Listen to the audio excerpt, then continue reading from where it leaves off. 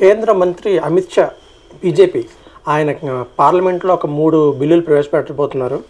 ఆ బిల్లుల ప్రత్యేకత ఏమిటంటే ఇప్పుడు ప్రైమ్ మినిస్టర్ కానీ ప్రధానమంత్రి, ముఖ్యమంత్రి లేదా రాష్ట్ర మంత్రి, కేంద్ర మంత్రి ఎవరైనా సరే వారికి కూడా ఇంకా కష్టాలు తప్పనే చెప్పాలి. ఎందుకంటే ఇప్పటి వరకు కూడా వాళ్ళు ఏదైనా కేసులో ఇరుక్కున్నా లేదంటే జైలుకి వెళ్ళినా వాళ్ళకి మాత్రం ముఖ్యమంత్రి పదవి, మంత్రి పదవి మాత్రం పోయే అవకాశం లేదు ఇప్పటి వరకు.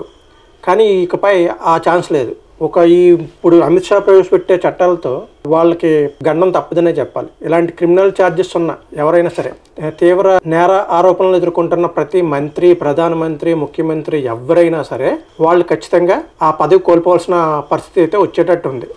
అదేంటంటే ఇప్పుడు ఈ యొక్క బిల్లు యొక్క విషయానికి వస్తే ఆ బిల్లులో ఉన్న అంశాలు ఏమిటి అంటే, ఏ ప్రధానమంత్రి అయినా లేదా ముఖ్యమంత్రి లేదా రాష్ట్ర మంత్రులు లేదా కేంద్ర మంత్రులు ఎవరైనా సరే తీవ్రమైన నేర ఆరోపణలు ఎదుర్కొంటూ వాళ్ళు మంత్రి పదవిలో ఉండగా అరెస్ట్ అయ్యి జైలుకి వెళ్ళి కంటిన్యూగా అంటే 30 రోజుల పాటు జైల్లో అంటే అరెస్ట్ చేయబడి ఉండి, అలాగే నేర ఆరోపణ 5 సంవత్సరాల శిక్ష పడే అయితే కనుక వారిని రాష్ట్రపతి లేదా గవర్నర్లు, అంటే ఇప్పుడు రాష్ట్రపతి అంటే ప్రధానమంత్రి అయితే, కేంద్ర మంత్రి ప్రధానమంత్రి అయితే రాష్ట్రపతి అధికారం ఉంటుంది వీళ్ళని తొలగించడానికి. అదే రాష్ట్ర మంత్రి లేదా రాష్ట్ర ముఖ్యమంత్రి అయితే రాష్ట్ర గవర్నర్కు అధికారం ఉంటుంది వీళ్ళని తొలగించడానికి.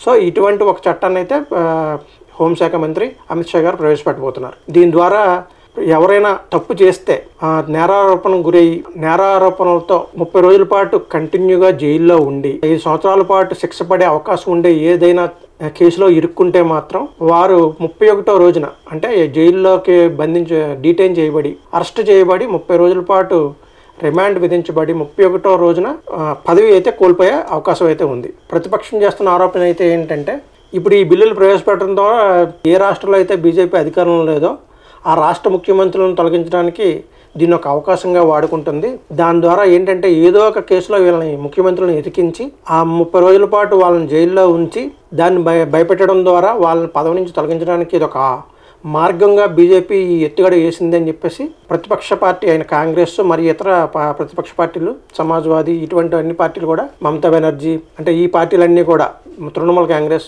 వీళ్ళంతా కూడా ఈ బిల్లును వ్యతిరేకిస్తున్నారు. అంటే ఇది కేవలం బీజేపీ పాలిత ప్రాంతాల మీద కాదు, ఇతర బీజేపీ అధికారం లేని రాష్ట్రాల్లో ఈ చట్టాన్ని ఆయుధంగా వాడి అక్కడ ముఖ్యమంత్రులను బెదిరించి వారిని లొంగదీసుకోవడానికి కోసం మాత్రమే ఈ బిల్లు తీసుకొస్తున్నారని చెప్పేసి ఇప్పుడు కాంగ్రెస్ పార్టీ మరియు ఇతర ప్రతిపక్ష పార్టీల ఆరోపణలు. ఇందుకే ఈ బిల్లు ప్రవేశపెట్టడానికి కారణం ఏంటంటే, తమిళనాడులో సెంథిల్ బాలాజీ అనే ఒక మంత్రి ఒక కేసులో ఇరుక్కుంటే అక్కడ రవి అనే గవర్నర్ గారు, టిఎన్ రవి గారు, ఆయన ఆ మంత్రిని తొలగించారు, పదవిలోంచి తొలగించి ఆయన తప్పించేశారు.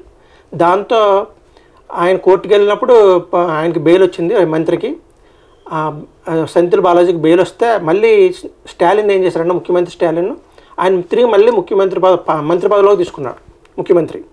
దాంతో సుప్రీంకోర్టుకి వెళ్తే ఈ కేసు సుప్రీంకోర్టు ఏమైనా ఆదేశించిందంటే, ఆయనకు కేవలం బెయిల్ మాత్రం వచ్చింది, మళ్ళీ మీరు ఎందుకు క్యాబినెట్లోకి తీసుకున్నారు, ఆయన ఏమీ నిర్దోషిగా నిరూపించబడలేదు, ఆయన కేసు ఇంకా నడుస్తుంది కదా కోర్టులో, మీరు అలాంటప్పుడు మళ్ళీ మంత్రికి ఎందుకు తీసుకున్నారని చెప్పేసి.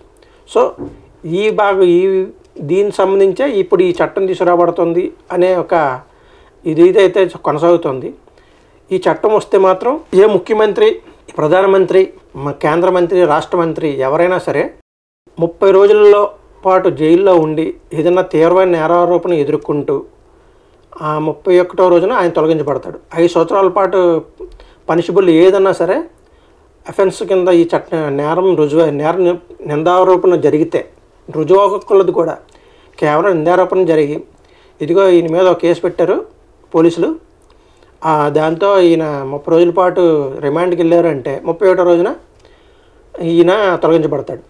ఇది ఎందుకంటే ఈ ఏదైనా ఆరోపించబడిన మంత్రి లేదా ముఖ్యమంత్రి లేదా ప్రధానమంత్రి ఆ పదవిలో ఉంటే వాళ్ళు ఈ నేర ఆరోపణకు సంబంధించిన సాక్ష్యాలను తారుమారు చేసి వాళ్ళు నిర్దోషిగా బయటపడుతున్నారు అనే దాని మీద ఈ బిల్లు తీసుకొస్తున్నారనమాట. అంటే అటువంటి పదవిలో ఉంటే వాళ్ళకి అధికారం ఉంటుంది, అధికారం ఉంటే అధికారులు అందరినీ శాసిస్తారు, తద్వారా వాళ్ళ మీద ఆపాదించబడిన నేరం రుజువు కాదు, అందుకోసమే ఈ చట్టం తీసుకొస్తున్నామని చెప్తున్నారు. కానీ ప్రతిపక్షాలు మాత్రం ఇది కేవలం బీజేపీ పాలించలేని ఎక్కడైతే స్థితిలో ఉందో, ఏ రాష్ట్రాల్లో అయితే ప్రతిపక్షాలు అధికారంలో ఉన్నాయో వాళ్ళని కంట్రోల్ చేయడానికి మాత్రమే ఈ బిల్ తీసుకొస్తున్నారు. దాని ద్వారా ఈ ముఖ్యమంత్రులను వాళ్ళు చెప్పు చేతుల్లో పెట్టుకోవడానికి మాత్రమే ఈ బిల్లు తీసుకొస్తున్నారని చెప్పేసి ఆరోపిస్తోంది. కింద కామెంట్ రూపంలో మీరు కూడా తెలియజేయండి, ఈ బిల్లు మంచిదా కాదా అనేది. రాబోయే కాలంలో ముఖ్యమంత్రులు ఎవరైనా జైలుకి వెళ్ళే అవకాశం ఉంటుందా, పదవి కోల్పోయే అవకాశం ఉంటుందా? ప్రధానమంత్రి మీద కూడా బోల్డ్ అని ఆరోపణలు వస్తున్నాయి. అలాగే కేంద్ర మంత్రుల మీద కూడా ఆరోపణలు వస్తున్నాయి. ఏవి కూడా నిరూపించబడతలేదు, ఎవరో జైలుకి కూడా వెళ్ళలేదు. అయితే ఇది కేంద్రం రాష్ట్రాలను కంట్రోల్ చేసుకోవడానికి తీసుకొస్తుందా, లేకపోతే నిజంగానే ఈ బిల్లు వల్ల ఏమైనా ఉపయోగం ఉంటుందా? ఇంతకుముందు కాంగ్రెస్ పార్టీ ఈడీని తీసుకొచ్చింది, అది వాళ్ళకే తిప్పికొట్టింది. ఇప్పుడు వాళ్ళు అధికారంలో లేనప్పుడు వాళ్ళే అరెస్ట్ అయిపోతున్నారు.